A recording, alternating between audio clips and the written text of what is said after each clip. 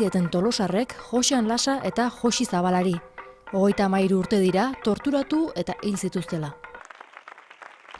Tolosako Olarrain auzoan egintzen ekitaldia, beraien monolitaren aurrean. Ospakizun jendetsu honetan, adarrotxa eta txalaparta izan ziren hasiera eman zutenak. Horretaz gain, irakurketa, aurreskua eta senideenganako lore eskaintza ere egin ziren. Joxi eta Joxenek egindako borroka ere eskertzera etorri gara. Baita etorkizunari esperantzaz da ilusioz begiratzera ere.